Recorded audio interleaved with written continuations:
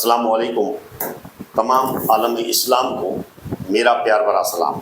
मैं आपका मेज़बान अनवर हुसैन खलीफा, संजरी टूर्स एंड ट्रैवल्स आयोजित गढ़शीसा। हाँ दोस्तों, ख्वाजा गरीब नवाज की जिंदगी एपिसोड नंबर 44। लाहौर से दिल्ली। सरकारी ख्वाजा गरीब नवाज लाहौर में 8 माह कयाम फरमाने के बाद यहाँ से दिल्ली रवाना हो गए। अमृतसर से कुछ आगे बढ़े तो जियाउर रहमान ने अर्ज किया, सरहदी चौकी करीब आ गई है, यहाँ आपको जरूर रोका जाएगा। आपने फरमाया, बढ़ते रहो, परेशान होने की जरूरत नहीं है। सरकार ख्वाजा गरीब नवाज ने जो कुछ कहा वही हुआ। काफिला सरहदी चौकी से गुजर गया और चौकी के निगरों इस तरह बैठे रहे जैसे उनके सामने से कोई गुजरा ही नहीं है। रास्ते में पानी का जखीरा खत्म हो गया और काफिले वाले पानी के लिए बेचैन हो गए। आपने रुक जाने का हुक्म दिया। जियाउर रहमान ने चाहा अर्ज करे कि प्यास के लिए आलम में रुकने से सफर जारी रखना करीने मसले है। चलते रहने से किसी जगह पानी दस्तयाब हो जाने का इम्कान रोशन करते हैं।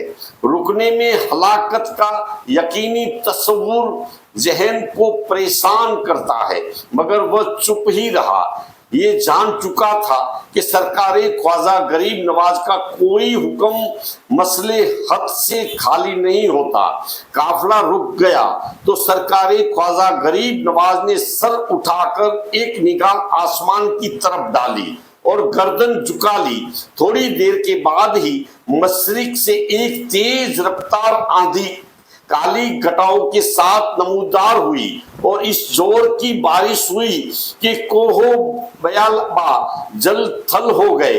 सबने खूब शेर होकर पानी पिया और पानी का वाफिर जखीरा कर लिया।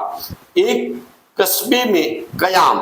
सरकार ख्वाजा गरीब नवाज का काफिला उस पड़ाव से रवाना हुआ, फिर लुधियाना और पटियाला के दरमियान एक कस्बे में पहुंचकर मुकीम हुआ। वहां के मंदिर का पुजारी बड़ा ज्ञानी था। उसकी पाठशाला से दूर दूर से तालिबे इल्म का कर पढ़ा करते थे। उसे अपने इल्म से ये बात मालूम हो गई कि एक पवित्र आत्मा उसके कस्बे में आई है। ये चेलों के साथ दर्शन के लिए आया, मगर जब उसने ये देखा कि सरकार ख्वाजा गरीब नवाज दूसरे धर्म के मानने वाले हैं तो उसके तेवर बदल गए। उसे अजमेर के हवन की बात याद आ गई, क्योंकि वह शरीक था। वह सरकार ख्वाजा गरीब नवाज के पास पहुंचा और निहायत सख्त लबो लहजे में कहा, तुम अपनी खैरियत चाहते हो तो फौरन लौट जाओ, वरना जलाकर राख का ढेर बना दूंगा।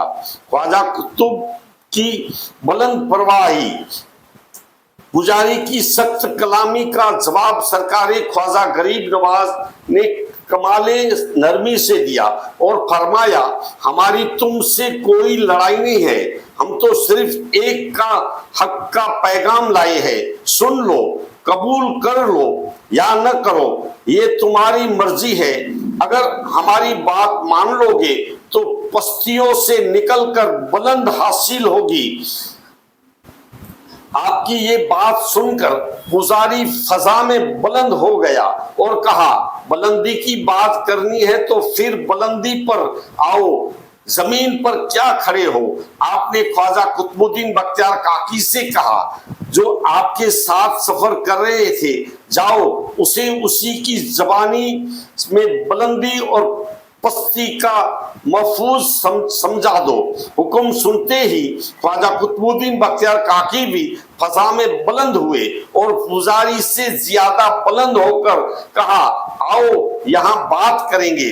जब पुजारी ने मजीद बुलंद होना शुरू किया तो आपने भी बुलंद होना शुरू कर दिया और रफ्तार ऐसी रखी कि दरमियान फासला कायम रहे, बुलंदी की तरफ दोनों का सफर जारी रहा, मगर एक ऐसा मकाम आया जहां कुरैये बाद खत्म हो गया।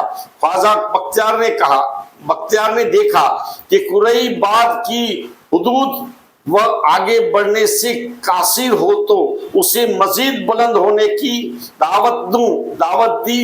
देव पुजारी ने हाथ जोड़कर सर झुका दिया और कहा, बेशक आप बहुत बुलंद है, हिंदुस्तान की गिलानी यहाँ से ज्यादा बुलंदी तक परवाह नहीं कर सकते। मैं ये सोच रहा हूँ कि चेले इतने बुलंद परवाज है तो गुरु की परवाज क्या होगी। आओ गुरु के पास चले।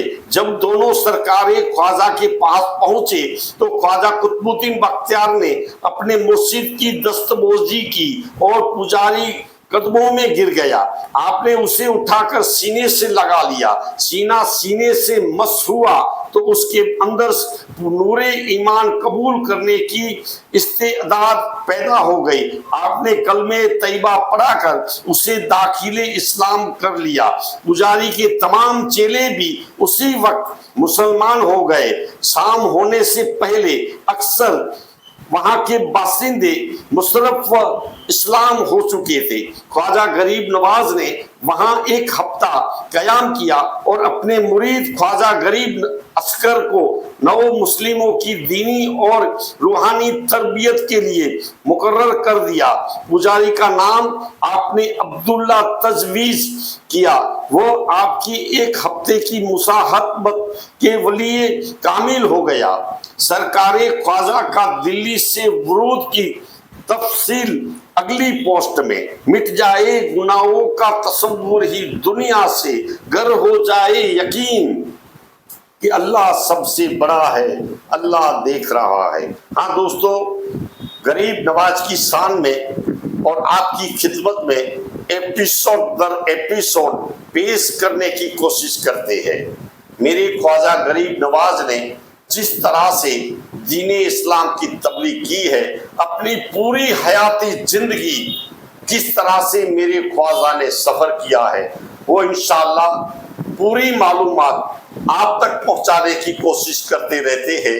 दीजिए इजाजत, मैं आपका मेहमान अनवर हुसैन खलीफा।